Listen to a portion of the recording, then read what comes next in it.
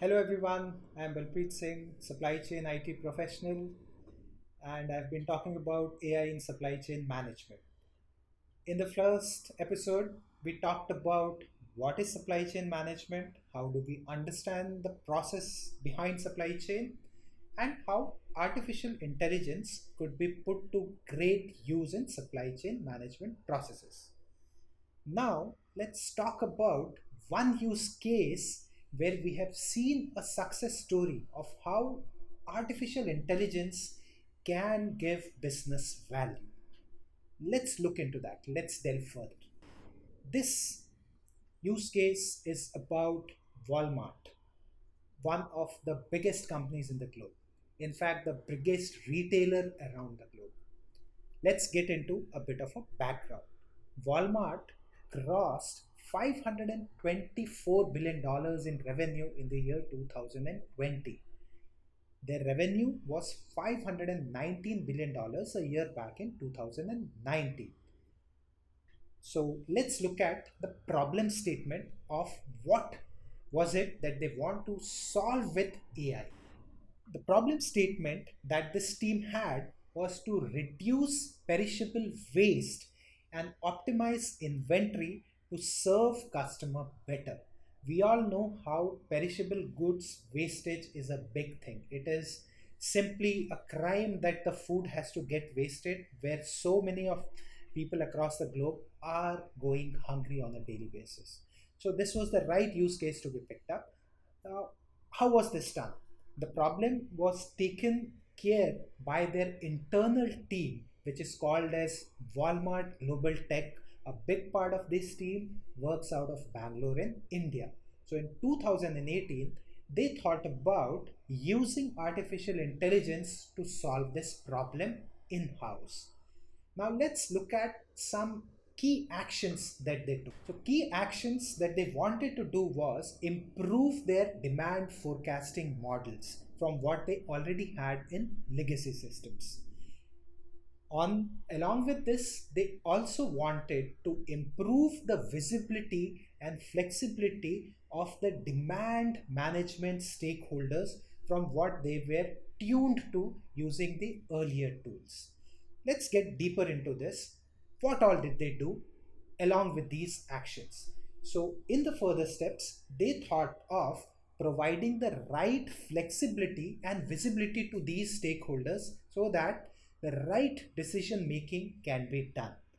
This way, it would be a great amalgamation of what technology like AI can be of assistance to humans in taking better decisions. They looked at matrices that they have to improve. The first one was directly related to the problem statement, that how much waste that they have reduced in dollar value compared to last year. Apart from the key metrics of dollar value of wastage, the other was forecast versus actual that they had to improve on a regular basis. For this, they had to understand what all data points did they have across their IT systems and identify the area of opportunity. Let's look at some of the numbers on this that they have. When we talk about Walmart demand forecasting, within their US operations, they were talking about managing 500 million store items, a huge number. If we add on to their international operations outside United States, they have 11,000 plus stores across the globe. Each stores would handle hundreds and thousands of different products. So the total amount of store SKU combination that they had to forecast was humongous. That's wherein they thought of taking in a specific problem of couple of departments only, so that they would first be able to showcase their successes and then they go ahead with that. So they spent a lot of time figuring out what all they need to do, taking care of the data that they already had. And if we look at the data size, it had 75 billion historical data points. Using that, they had to forecast 25 billion data points in future. Big number in terms of data that they had to handle. Hence, they started looking at multiple forecasting models. It cannot be a one size fits all. If a product sells more, it has to have a separate forecasting model. If a product is slow moving or seasonal, it has to have separate data forecasting models. Now, this is where they did all the homework and came in with the launch. The initial launch, as I talked about, was for limited departments, for meat and produce departments, only for the US geography. This was in the year June 2018. Now, why this business?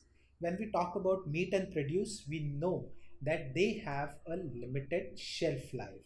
This is where reduction in wastage could be shown as a key success matrix, a good go no go decision whether AI is actually helping them or not. When they did this initial launch, they got a good response out of it. And very soon, they started doing further rollouts to other departments as well as to international locations outside of US as well. And the result was within US, they saw 300 basis point improvement in the forecast accuracy. 300 basis points means 3% improvement.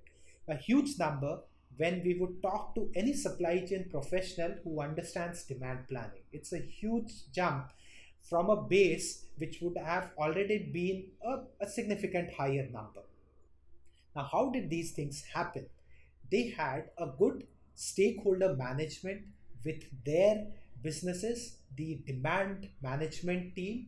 They understood on what they have to do, how they have to do, and they could actually deliver on these areas that they wanted. They had good application user interfaces for these business stakeholders where they could see what the AI system is forecasting for them, whether it needed any tweaks or not.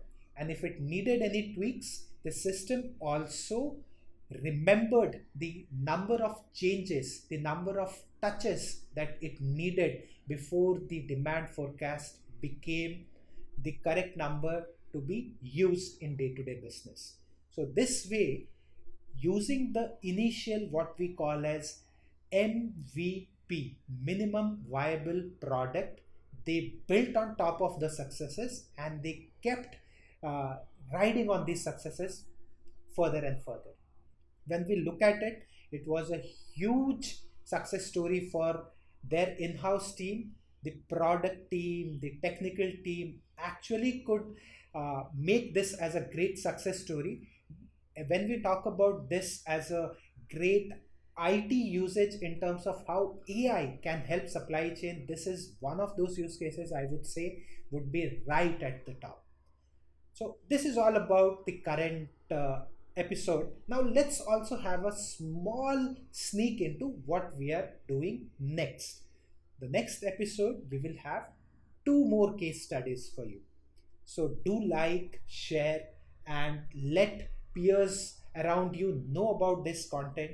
If you have any queries around it, do post it on this video and I'll be happy to have it answered for you. That's all for now. Thank you.